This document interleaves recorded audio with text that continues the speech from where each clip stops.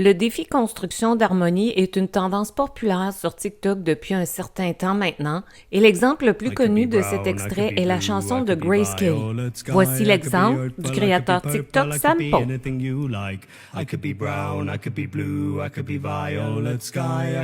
Toutes les parties de la section de la chanson sont construites une par une, généralement de la partie la plus basse à la plus haute. Il existe de nombreuses versions de l'exemple de cet extrait, mais la version de Ryan Reynolds et Will Ferrell est vraiment devenue virale. Grâce à une collaboration de Katie Wardrobe de Midnight Music, vous apprendrez comment vos élèves peuvent utiliser Soundtrap, Bandlab ou GarageBand pour enregistrer leur propre harmonie. À la fin du vidéo, une astuce sera partagée afin d'aider vos élèves moins expérimentés à réussir ce défi. Alors voici la recette secrète. Les parties audio que vous entendez dans toutes ces vidéos sont préenregistrées, puis les chanteurs font de la post-synchro.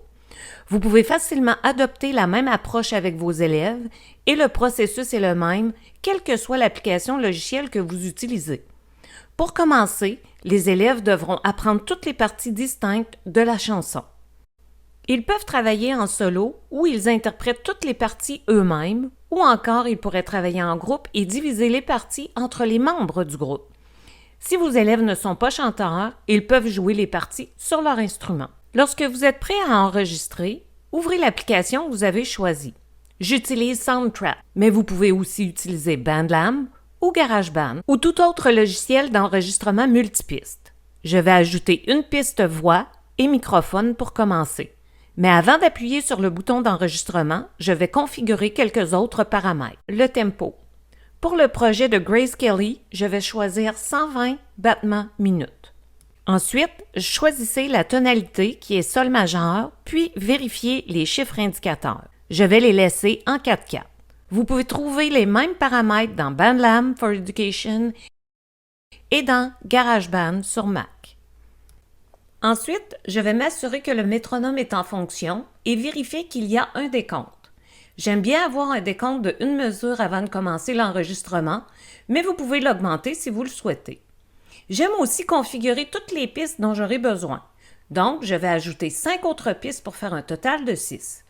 Pour garder les choses organisées, je vais enregistrer les parties dans l'ordre de bas en haut. Je vais commencer par la piste 6 pour la partie la plus basse et travailler jusqu'à la piste 1 pour la partie la plus haute qui correspondra à la façon dont la musique est présentée. Ce n'est pas obligatoire, mais je trouve que cela m'aide à savoir où j'en suis.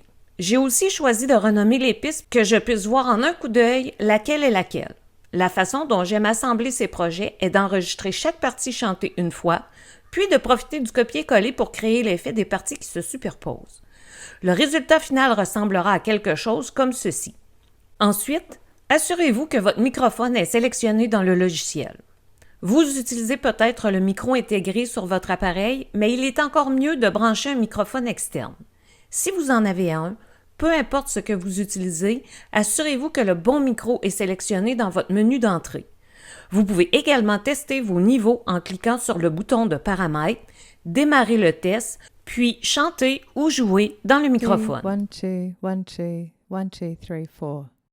À ce moment, il est très important de s'assurer que votre chanteur a des écouteurs. Cela arrêtera le son du métronome et de toutes les pistes que vous avez déjà enregistrées sortant des haut-parleurs et évitera d'être réenregistré sur la piste vocale actuelle. Une fois que vous êtes prêt, appuyez sur « Enregistrer », attendez le décompte, puis chantez la partie. Vous le rejouez pour le vérifier et si vous êtes satisfait, passez à la partie suivante. Puisqu'il s'agit d'un morceau court, si vous faites erreur, vous pouvez simplement supprimer l'enregistrement et réessayer la partie suivante. Assurez-vous de sélectionner la bonne piste et assurez-vous également que le bouton d'enregistrement est activé. Ramenez la tête de lecture au début et préparez-vous à enregistrer de nouveau. La première piste que vous avez enregistrée jouera pendant que vous enregistrerez la deuxième. Si vous préférez ne pas écouter la première pendant que vous enregistrez la seconde, vous pouvez simplement couper le son de la première piste en utilisant le bouton « Muet » de la zone d'entête de piste. Continuez et enregistrez les parties restantes de la même manière. Maintenant, nous pouvons copier-coller toutes les parties pour créer la superposition. Vous devez ajuster les extrémités des régions enregistrées. L'exemple de Grace Kelly commence au deuxième temps de la mesure. Je souhaite donc couper le début de toutes les régions pour qu'elles commencent toutes au deuxième temps. Agrandissez afin de voir les 4 temps dans la mesure sur la ligne temporelle. Placez la tête de lecture sur le deuxième temps, sélectionnez toutes les régions, puis coupez à la position de la tête de lecture. En allant éditer la région divisée, supprimez toutes les parties coupées. Ensuite, assurez-vous qu'aucune des régions ne se termine passé le temps 2 de la mesure finale. Placez la tête de lecture sur le deuxième temps, sélectionnez à nouveau toutes les régions, coupez au temps 2 et supprimez tout ce qui dépasse. Si vous ne faites pas cette étape, votre copier-coller va être décalé et les parties se retrouveront désynchronisées les unes par rapport aux autres. Nous sommes maintenant prêts à faire le copier-coller. Sélectionnez la voie la plus basse et copiez-la. Déplacez-la sur la tête de lecture sur le deuxième temps de la section suivante et collez. Répétez ce processus jusqu'à ce que vous ayez fait la partie inférieure 6 fois de suite. Répétez le processus pour les 5 autres voies.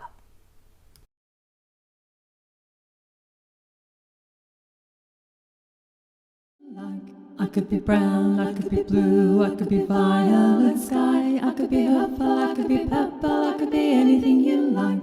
I could be brown, I could be blue, I could be violet sky, I could be purple, I could be purple, I could be anything you like.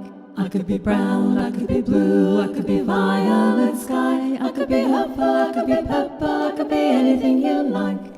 Enfin, vous voudrez peut-être explorer l'ajout d'effets à vos parties vocales. Il existe des pré-réglages que vous pouvez explorer dans Soundtrap ou vous pouvez choisir d'ajouter vos propres effets personnalisés. J'ai mentionné au début de la vidéo que je partagerai une astuce qui aidera vos élèves à réussir ce projet.